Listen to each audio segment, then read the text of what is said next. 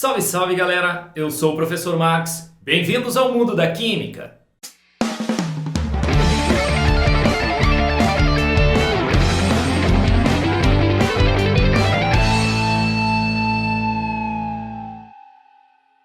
Muito bem, galerinha, começamos hoje o estudo da radioatividade. Vamos começar com um pouquinho de histórico.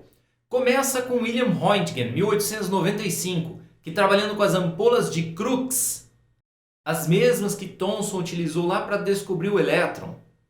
Nessas ampolas ele acaba descobrindo que há um novo raio ali, um raio diferente daquele que estava visível nas ampolas. E ele chama esse de um raio X, porque ele não conhecia muito bem o que era, tá certo? Esses raios X, aquela primeira foto ali, o primeiro raio-x da história é a mão da mulher dele, tá? Aquele ponto mais preto que você vê ali é o anel que ela usava quando fez a radiografia, tá bom? Muito bem.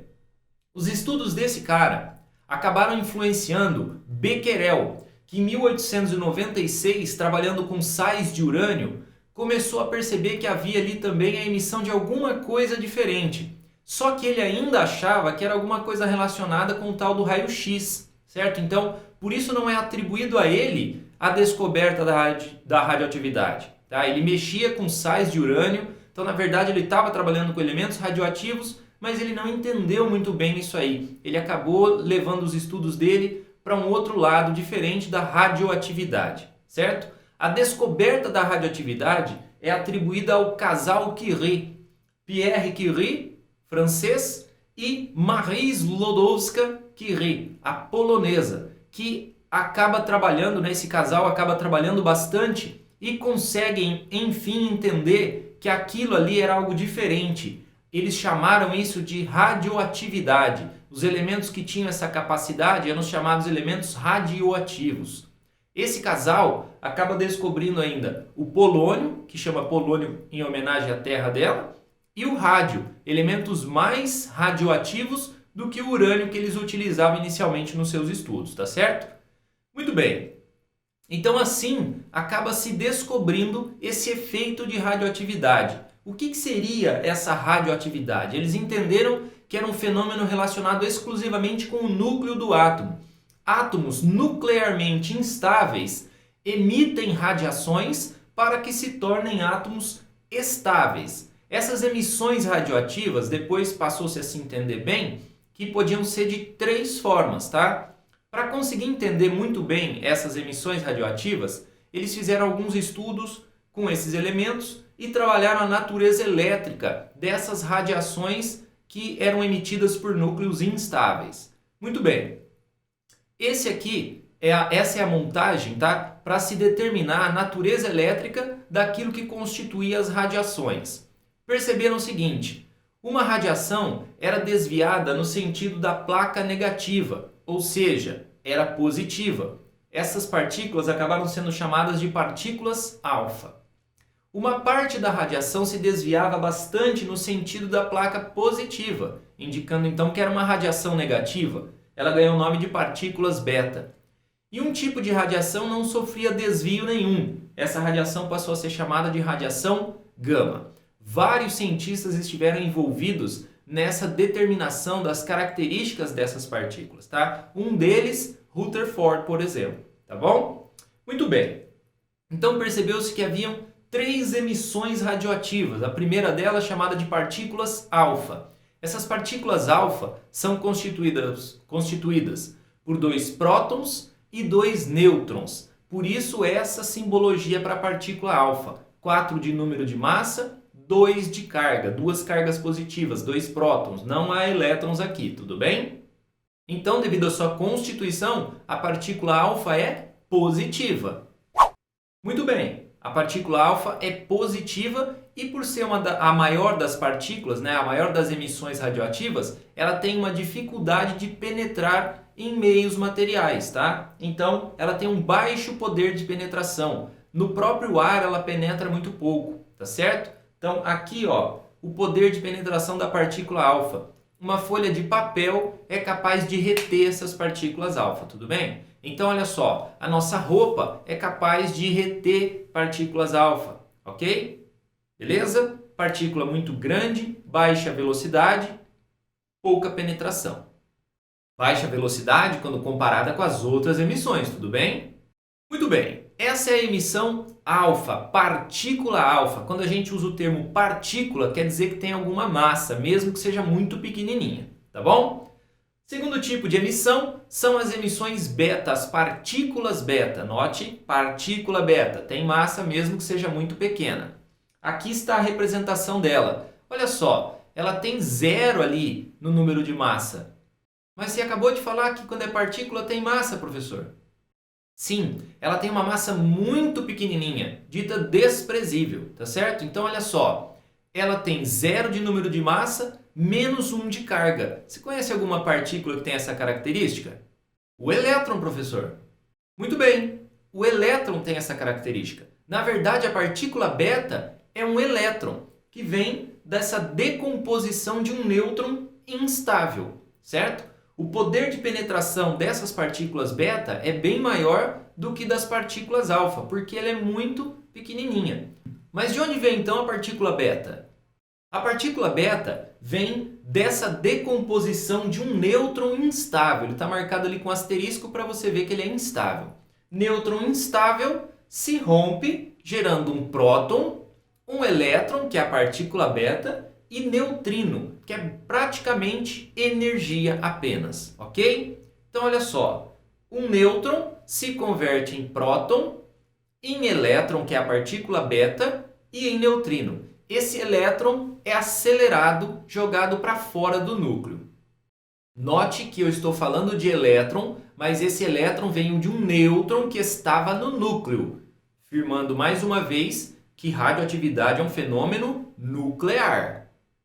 Muito bem, então tá aí a partícula beta, esse é o seu poder de penetração. Alfa é detida por um papel, beta a gente já precisaria de 1 centímetro de alumínio para conseguir reter essas partículas beta aí, para evitar que ela atravesse. Certinho, o papel ela consegue atravessar com facilidade. Então já é uma partícula que pode causar um pouco mais de dano para o nosso organismo, tá bom? Muito bem. Terceiro tipo de emissão são as ondas gama. Note a diferença. Partículas alfa, partículas beta, ondas gama. Muito bem, ondas gama são ondas eletromagnéticas de altíssima energia, ok? Não tem massa, não tem carga, portanto, elas são nulas em termos aí de sua carga, tá bom? Então não tem massa, não tem carga. Por isso, tem um elevado poder de penetração. Essas ondas gama, elas sempre vão acompanhar a emissão alfa e a emissão beta. Sempre que houver uma emissão alfa, há uma emissão gama também. Sempre que houver uma emissão beta, há uma emissão gama também. Essa emissão gama, ela estabiliza o núcleo que fica desarranjado após uma emissão alfa ou emissão beta, tá bom? Então, tem alto poder de penetração essas partículas. Tá aqui, ó. Alfa e beta a gente já viu. Para reter gama a gente precisaria de 5 centímetros de chumbo. Ela é extremamente penetrante, altamente energética e por isso causa muitos danos ao nosso organismo se a gente ficar exposto por muito tempo, tá certo?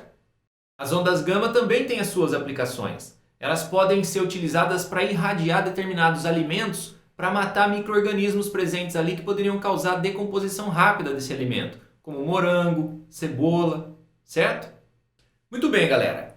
Quando um átomo emite uma partícula alfa ou uma partícula beta, ele se converte num novo elemento. Então a gente fala das leis da radioatividade que vão falar dessas conversões. A primeira lei, chamada lei de Soddy, ou primeira lei da radioatividade, ou lei da emissão alfa, trata da transformação do átomo quando ele emitir uma partícula alfa, como a gente está vendo ali, por exemplo. Ó. O urânio, ao emitir uma partícula alfa, transforma-se em tório, certinho? Então, tá ali, ó. Se você analisar bem, o número de massa antes e depois da emissão é igual. Olha só, 238 depois da emissão, né, depois da setinha, 4 mais 234, 238.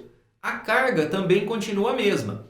92 antes da setinha, 92 depois da setinha. Então, essa aqui, ó, seria o enunciado da lei. Tá? Quando um átomo emite uma partícula alfa, gera um novo elemento com um número de massa 4 unidades menor e número atômico 2 unidades menor. Mas não precisa ficar decorando o enunciado da lei. Você pode trabalhar com a soma de carga e massa, tá? A soma do número de massa em cima, a soma das cargas embaixo vão fornecer para você tudo que você precisar dentro daquela equação, tá bom? Então essa é a primeira lei da radioatividade, a lei da emissão alfa. A segunda lei da radioatividade, ou lei da emissão beta, ou lei de Soddy-Farran-Rousseau, trata da emissão de uma partícula beta. Quando um átomo emite uma partícula beta, o novo elemento formado é isóbaro, tem o mesmo número de massa e número atômico uma unidade maior. Mas você pode trabalhar com isso na própria figura. Olha só o número de massa antes, 137. Depois da setinha, 137. Carga antes, 55. Carga depois, menos 1 com 56, 55. Então a gente pode trabalhar soma de carga e massa que a gente consegue resolver os nossos probleminhas aí da radioatividade. Tudo bem? Tranquilinho?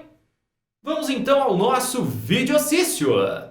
Professor, mas e a lei da emissão gama? Não há lei para emissão gama porque ela não converte em novo elemento, ela simplesmente estabiliza o mesmo elemento. Ela é 0 e 0, não há alteração em características do elemento. Tudo bem? Então, vamos para o nosso videocício. Faça o download do videocício no botão aqui no nosso site ou pegue na nossa apostila e tenha outros exercícios para resolver referentes a essa aula. E agora, a resolução.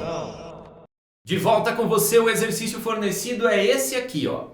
Ele fala da Marie Curie, certo? Que pelos seus trabalhos ganhou ali Prêmio Nobel de Química, de Física, etc. Ela fala do elemento sódio, que não tem um isótopo radioativo, mas que pode ser produzido e ele é utilizado ali para monitoramento de circulação de corrente sanguínea, segundo aquelas equações ali, ó. Então, olha só, ele quer saber quem seria X e quem seria Y. Mas como que eu vou fazer isso? Muito tranquilo, olha só. Nós temos aqui, ó, uma equaçãozinha que é a primeira que ela deu. Note o seguinte, você vai trabalhar com soma de número de massa e soma de carga. Dessa forma você consegue achar as características de X e Y. Então eu vou conseguir achar o número de massa e a carga dele, o que a gente está chamando aqui de número atômico. Então é só fazer a soma, ó. 24 mais A é igual a 24 mais 1. Estou somando os números de massa antes e depois da setinha. Então a gente vai chegar aqui, o A é 25 menos 24, A é igual a 1. Primeira característica do X. Então X tem número 1 de massa. Beleza. Vamos trabalhar então com a parte de baixo agora, ó. 12 mais Z é igual a 11 mais 1. Então nós teríamos aqui, ó, que Z é 12 menos 12, Z é igual a 0. Então segunda característica do X. Quem tem essa característica? Quem é neutro em relação à carga e tem 1 de massa? É o nêutron, ok? Então X é um nêutron, primeira parte do exercício. Segunda parte do exercício agora, ele quer que a gente descubra o Y. Então a gente já eliminou aqui, ó, 3 alternativas. Certamente o X é um nêutron. Agora, o Y vai ser raio gama ou partícula beta. Vamos analisar do mesmo jeitinho, segunda equação. Soma de carga e massa para a gente achar o A e o Z. Para achar o A, 24 é igual a 24 mais A. Então, 24 menos 24 é o A é igual a 0. É claro que é possível fazer isso de cabeça, mas se você estiver fazendo um exercício escrito, resolva dessa forma, tudo bem? É isso aí. Esse aqui de teste você poderia fazer de cabeça numa boa. Prova escrita, resolva dessa forma, tá? Muito bem, agora a gente vai trabalhar então para achar a questão da carga do Y. Então a gente vai trabalhar pela soma ali embaixo, ó. 11 é igual a 12 mais Z. Então nós vamos ter que Z é 11 menos 12. Então nós temos que Z é menos 1. Quem tem essa característica? 0 é menos 1 é beta. Perfeito. Então Y é uma partícula beta. Dessa forma, a resposta é E para esse videocício. E assim a gente termina a nossa primeira aula de radioatividade. Espero que você tenha gostado e que possa compartilhar com os amigos o nosso projeto. Para você um abraço, cuidado na rua e que Deus abençoe as nossas vidas sempre.